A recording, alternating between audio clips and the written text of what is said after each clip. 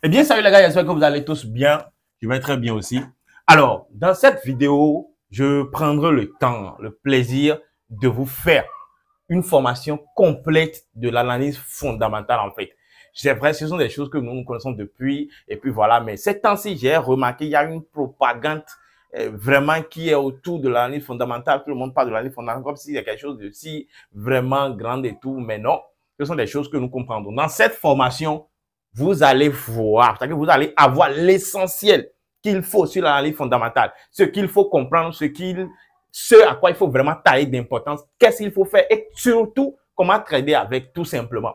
D'accord? Vous allez comprendre le but direct, vous allez comprendre l'essentiel direct de l'analyse fondamentale dont parle tout le monde et tout. Donc, sans plus tarder, abonnez-vous, activez la cloche de notification et puis, allons-y.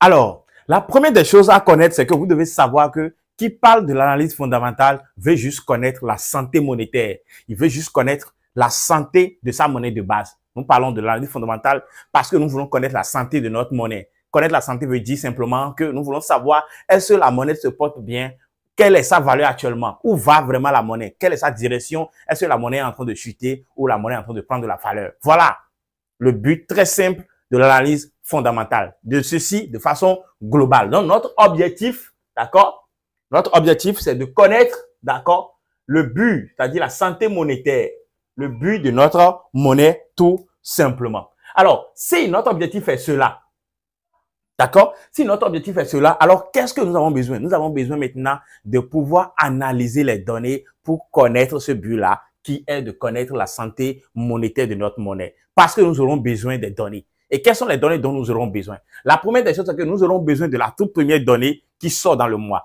Ça, reconnaissez que tout ce que nous sommes en train de faire ici, nous le faisons sur un mois. À chaque mois, tu dois le faire. À chaque mois, tu dois le faire pour pouvoir connaître l'analyse fondamentale afin de pouvoir avoir une idée claire sur ta monnaie de base. C'est tout simplement ce que nous sommes en train d'apprendre ici. Suivez très bien.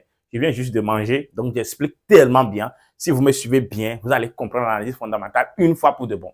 Alors, pour pouvoir atteindre notre objectif qui est de connaître, d'avoir une idée claire sur notre monnaie dans le mois, nous aurons besoin de certaines données obligatoirement. La toute première donnée, c'est que nous avons besoin de la NFP. D'accord? La NFP. La NFP n'est rien d'autre que les données qui regroupent tous les emplois qui ont été créés dans le domaine, exception du domaine agricole. Donc, les emplois qui ont été créés, ces données-là se regroupent dans la NFP, sauf les données et l'emploi agricole. D'accord? Donc, ici, nous avons la NFP. Bon, lui sort chaque premier vendredi du mois. Donc, chaque premier vendredi du mois à 12h30 ou 13h dans d'autres pays, vous allez voir que ces données-là sortent obligatoirement. Vous allez télécharger l'application Investing pour pouvoir suivre cela. Nous partons de là, nous allons venir directement sur la CPI. La CPI, ce donné, lui, c'est le donné qui regroupe en fait tout ce qui concerne la consommation. C'est là, ça devient vraiment très important. La consommation dans le domaine.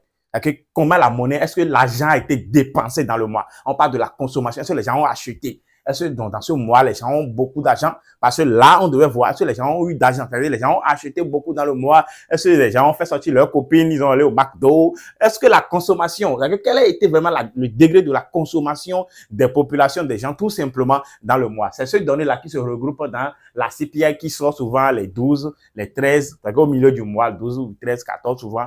Comme ça, dans toujours même heure, midi, tout ça là, c'est sur Investing. Alors, nous quittons là, nous allons venir maintenant dans le but important, la Fed ou la BCE. C'est-à-dire la Fed, en réalité, c'est ça qui gère le dollar. Parce que souvent aussi, quand tu es sur le forex, c'est le dollar qui est notre plus grande préoccupation. Donc, la Fed. Maintenant, l'analyse maintenant se passe maintenant entre ceux-là, d'accord? La NFP, la CPI et la Fed. Parce que la NFP et la CPI, eux, ils représentent en quelque sorte l'inflation.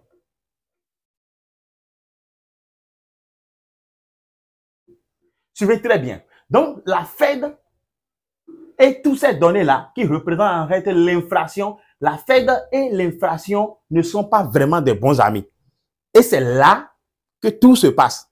Donc, qui parle de l'inflation parle de l'argent qui a été dépensé. Donc, qui parle de l'inflation parle de la hausse et tout. Mais je vous explique rapidement, vous allez comprendre. Vous savez, la Fed, lui, son objectif, c'est de pouvoir réguler la monnaie. La Fed n'aime pas quand tout va trop bien. Et il n'aime pas aussi quand tout va trop mal. Je ne sais pas pourquoi, mais c'est comme ça, lui, il est. Il n'aime pas quand tout va trop bien. Cela veut dire simplement que quand vous êtes dans un quartier et que le pain se vend à 100 francs et qu'on remarque que, bon, vraiment, le pain coûte tellement vite, c'est-à-dire les gens l'achètent, c'est-à-dire que tout le monde a presque d'argent à acheter. Les 100 francs, ça coule de trop. Vous allez voir que quand vous allez bien observer, vous allez voir que quelques temps après, le gars qui vend le pain va augmenter un peu 100 francs et un peu 25 francs dessus. Juste pour pouvoir un peu ralentir le donner. Je ne sais pas pourquoi, mais c'est comme ça que nous sommes dans l'économie, en fait. Nous sommes dans l'économie et c'est comme ça le système se passe. La Fed n'aime pas quand tout va trop bien et il n'aime pas aussi quand tout va trop mal. Donc, lui joue un rôle régulateur. Quand tout veut aller trop bien, il rend un peu les choses difficiles pour les gens. Mais si tout veut encore aller trop bas, il facilite encore la chose pour les gens. Donc, lui, il est dans ce rôle de ping-pong pour pouvoir contrôler l'inflation.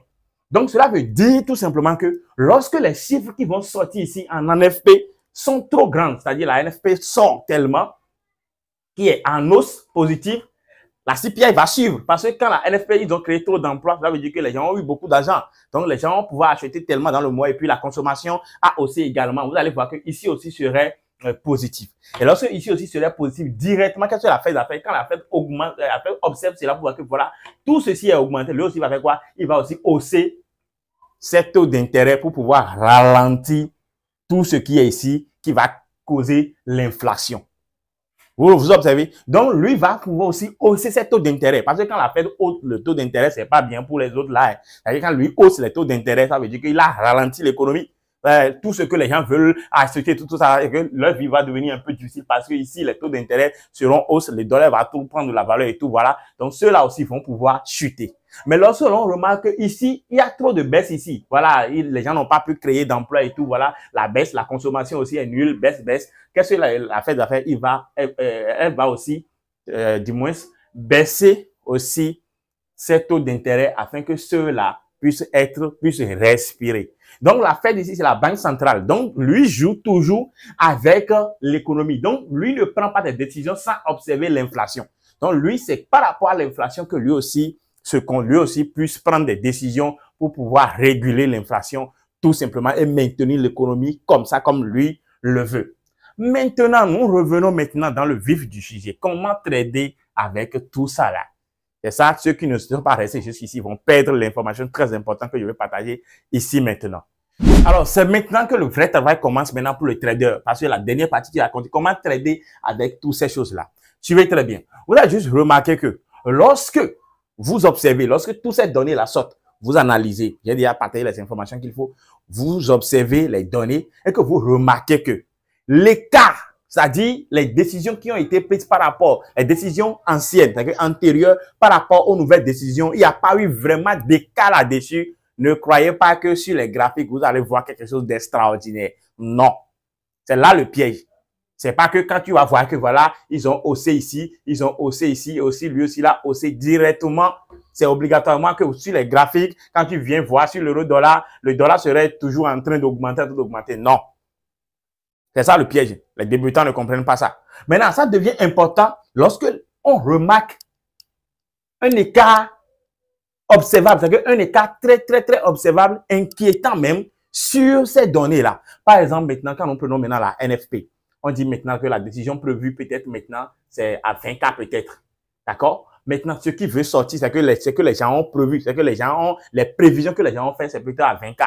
Et ce qui vient sortir directement est à 75K maintenant. Vous voyez, ça veut dire que là, l'écart est important.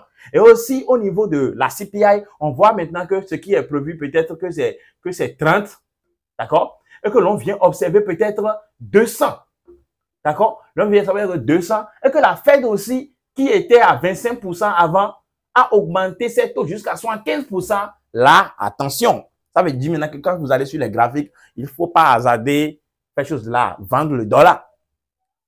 Il ne faut pas hasarder peut-être vendre le dollar, non. Vous allez juste remarquer que quand tout ceci va s'augmenter ici, vous allez voir que le dollar aussi va commencer par hausser parce que quand lui hausse ses taux, c'est le dollar qui grimpe sur les graphiques. Quand lui hausse ses taux, c'est le dollar qui grimpe. Mais s'il diminue aussi ses taux, c'est aussi le dollar qui baisse. Contraire aussi, c'est-à-dire, contrairement aussi, lorsque l'on va remarquer que le taux d'intérêt c'est que, par exemple, dans ce temps exactement où nous sommes maintenant, nous sommes en train d'observer un tel cas, c'est-à-dire un cas du genre. On voit maintenant que les gens sont en train je pense que les gens ont prévu de 75 et directement, c'est moins 200 qui sort. Ouais, c'est moins 200 qui sort et puis voilà, on voit que l'écart est inquiétant. Lorsque vous allez commencer par observer ça, là sur vos graphiques, vous devez faire très attention parce que ça peut aller dans le sens directement. Je ne sais pas si vous avez compris la nuance. C'est pas que lorsque vous allez voir, par exemple, maintenant, si nous voyons maintenant ici, les gens ont prévu maintenant, d'accord? Les gens ont, bon, par exemple, les gens ont prévu 75 toujours comme valeur et que la Fed et que la NFP qui sort à 80. Ouais, soit à 80, à 85 du genre, et que aussi la CPI aussi pareil, et que le dollar aussi a quitté, la Fed aussi a quitté 50%, d'accord, a quitté 50% à 75%, directement, ces dollars auront d'impact si important sur les graphiques directement. Non, vous n'allez pas voir ces choses-là.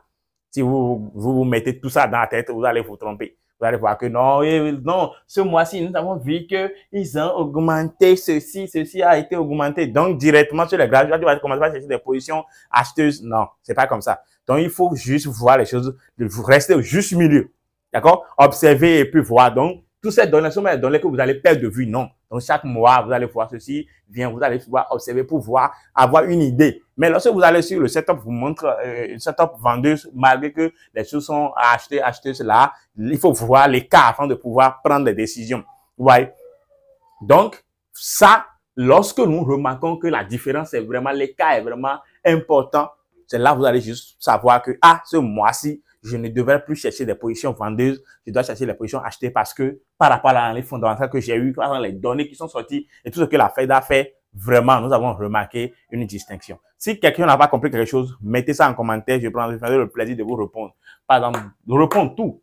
Si vous n'avez pas compris quelque chose, peut-être que j'ai oublié quelque chose. Si vous n'avez pas compris quelque chose, écrivez ça en commentaire et puis moi, je vois tout. Je vais lire et puis je vais vous répondre si possible. Vous me contactez et puis on va essayer de faire. Les gens qui veulent encore avoir plus mes prévisions chaque fois sur la Fed, à chaque fin, à chaque semaine et tout ça là, il va falloir intégrer la communauté privée. Là, nous partageons beaucoup de choses là-bas, tout ce que je peux faire, l'idée, tout ce que je pense par rapport à telle décision, je le partage ensemble et puis voilà, là, nous sommes plus en famille et on est plus rapprochés, vous voyez. Donc, voilà la fin de la vidéo. J'espère que vous avez appris. Abonnez-vous, activez la cloche de notification. On retrouve pour une nouvelle vidéo très bientôt.